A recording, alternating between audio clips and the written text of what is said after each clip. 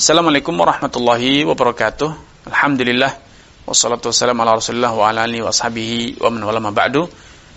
Kaum muslimin dan muslimat peserta grup Dirasat Islamiyah yang semoga senantiasa dirahmati Allah Subhanahu wa taala. Kita sampai pada pernyataan Al-Imam Al-Muallif Abu Syuja' rahimahullah taala yang menyatakan wa idza khafa nusuzal mar'ati wa'adhaha fa in abad illa nusuza hajaraha fa in aqamat alaihi hajaraha wa darabaha. Artinya, bila seorang suami mulai melihat ada tanda-tanda, indikasi-indikasi nusuzal mar'ah, istrinya itu tidak patuh, istrinya mulai keluar dari ketaatan, bersikap tidak santun, mengabaikan perintah ataupun larangan suami. Istri mulai menduakan suaminya dengan berbagai aktivitasnya. Bisa jadi dengan gadgetnya, bisa jadi dengan kawan-kawannya, bisa jadi dengan keluarganya dia, atau bisa jadi dia hidup sendiri, dia menuruti maunya sendiri, keinginan sendiri. Ini yang disebut nusuz, ketika seorang istri tidak tunduk dan tidak patuh, menjadikan suami sebagai orang kedua, bukan menjadi orang pertama yang harus dia dengar perintah dan dia patuhi larangannya.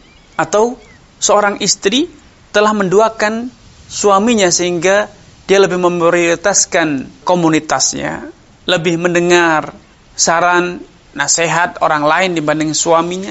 Atau bisa jadi istri mulai bawaannya baper, kata orang zaman sekarang, su'udzon, berburuk sangka kepada suami, sehingga alih-alih dia memprioritaskan suami, tunduk dan patuh terhadap perintah suami ataupun larangan suami, justru yang terjadi dia mengorek dan mengorek, mencari, sehingga yang terjadi adalah dia selalu membawa penafsiran yang negatif atas tindakan, ucapan suaminya.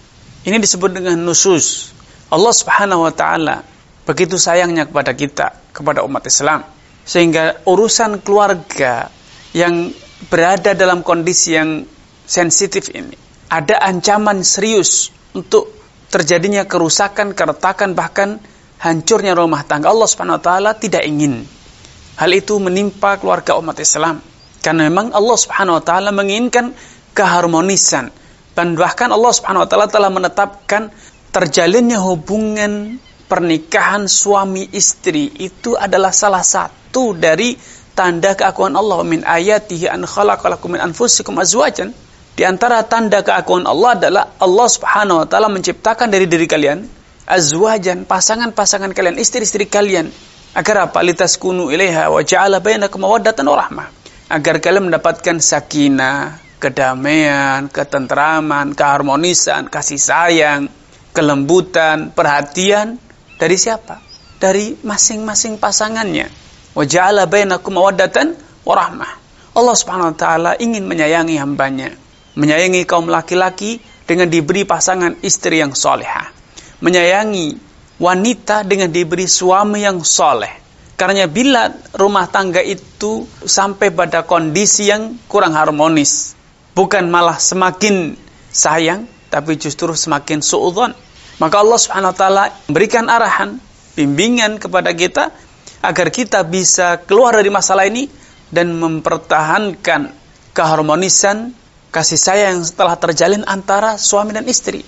Karena perlu difahami, arus atau arah angin telah berbalik. Bila kemarin antara Anda dengan istri Anda sebelum terjalin hubungan pernikahan, setan menghembuskan kepentingan setan dan tuntunan syariat bisa sejalan. Islam menginginkan Anda menikah, memotivasi Anda untuk menikah, dan setan pun menginginkan agar Anda segera berinteraksi dengan lawan jenis. Anda menjalin hubungan dengan lawan jenis Anda, termasuk dengan calon istri Anda. Karena setan punya kepentingan, yaitu agar Anda berzina. Sehingga di sini ada irisan antara ajaran syariat yang mengajarkan agar Anda segera menikah. Ya ma'syarasy syabab, man istata'a minkumul ba'ah. Wahai para pemuda, siapapun dari kalian yang mampu untuk membiayai, menanggung tanggung jawab rumah tangga, segeralah menikah. Setan juga punya kepentingan agar Anda lepas kontrol, segera melampiaskan nafsu tanpa sabar menunggu proses yang sebenarnya, proses yang halal, sehingga Anda buru-buru didorong oleh setan agar segera berinteraksi, berhubungan dengan calon istri Anda. Terjadilah perzinahan. Namun tatkala Anda berhasil menyelamatkan diri dan akhirnya Anda menjalin hubungan dengan istri Anda melalui prosedur yang sesuai dengan syariat, Anda menikah. Maka tentu utuhnya rumah tangga, terwujudnya keharmonisan dalam rumah tangga, kasih sayang yang berimbal balik, istri yang patuh, suami yang tanggung jawab, suami yang mencukupkan dirinya dengan istri, istri yang senantiasa menundukkan pandangan, menjaga auratnya kecuali dari suaminya. Ini mengancam kepentingan setan. Maka setan sekarang berbalik arus. Ia tidak senang bila Anda menjalin hubungan yang harmonis dengan istri Anda. Setan berkepentingan agar terjadi keretakan, kerenggangan antara Anda dengan istri Anda. Maka terus setan akan membisikkan dan menghembuskan, baik pada diri Anda wahai para suami, ataupun pada diri Anda wahai para istri. Karena kepentingan setan sekarang berada di arah yang berbeda. Bukan membangun hubungan antara Anda dengan dia, tetapi merusak hubungan Anda dengan dia. Mewujudkan, memercikkan api-api atau benih-benih, menabur benih-benih perpecahan, permusuhan, kebencian, dendam kesumat, suudzon, dan permusuhan. Maka Allah kisahkan bahwa sejak terjadinya hubungan nikah yang syar'i, arus setan telah berbalik arah yang ingin merusak hubungan Anda. Setelah kemarin setan punya kepentingan masih bisa sejalan dengan syariat. Anda digambarkan dia adalah wanita yang paling cantik, wanita yang paling supel, wanita yang paling cocok. Sebagaimana setan juga menggambarkan di hadapan istri Anda atau calon istri Anda kemarin bahwa Anda adalah lelaki yang paling idaman, lelaki yang paling supel, lelaki yang paling bertanggung jawab, lelaki yang paling tampan, dan seterusnya. Untuk apa? Agar Anda lepas kontrol, terjadi hubungan di luar nikah. Tatkala ternyata Anda mampu mengontrol diri dan akhirnya pernikahan terjadi, maka hubungan Anda halal. Setan ingin merusak, sehingga setan menumbuhkan pada diri masing-masing diri Anda bahwa ternyata rumput tetangga lebih hijau, suami tetangga ternyata lebih tampan, lebih bertanggung jawab, penghasilannya lebih besar, lebih harmonis, lebih peduli, lebih care. Istrinya pun demikian. Setan berkepentingan untuk menumbuhkan benih-benih kebencian pada suami, bahwa istri tetangga ternyata lebih cantik, lebih dermawan, lebih peduli, lebih pandai mengurus rumah, lebih pandai mengurus suami, dan seterusnya. Lebih nerimo. Sehingga yang ada seringkali yang terus diinventaris dan terus diingat, terus dituntut adalah kekurangan. Bila kemarin yang nampak pada diri Anda adalah cantiknya wanita tersebut, manisnya senyumnya yang begitu manis, kepeduliannya, dan lain sebagainya. Kerajinannya dia mengaji, membaca Al-Quran, menghadiri majelis taklim, itu yang nampak. Sebaliknya, pada diri suami, setan kemarin pun juga mengeksplorasi kelebihan-kelebihan suami tersebut. Yang tampan lah, yang nerimo lah, yang dari keluarga sederhana lah, yang ini dan itu. Tetapi setelah terjadi pernikahan, setan berkepentingan lain, merusak rumah tangga Anda.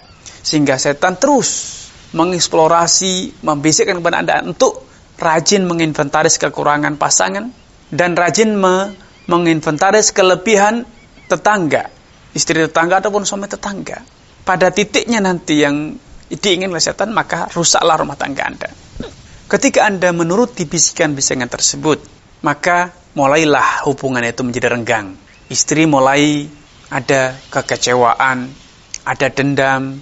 Istri menjadi punya hasrat untuk berkhianat, membanding-bandingkan, menuntut, dan lain sebagainya. Suami pun demikian. Dia merasa bahwa masakan warung sebelah lebih enak, teman sejawatnya di kantor, teman sekolahnya dulu, ini dan itu. Terus dia berusaha membanding-bandingkan istri dengan orang lain. Intinya apa? Intinya adalah suami kecewa, suami menyesal, suami tidak puas. Kalau itu telah terus dirawat dan dikembangkan oleh setan dalam diri Anda, maka ujung-ujungnya rumah tangga akan pecah. Wallahu ta'ala a'lam.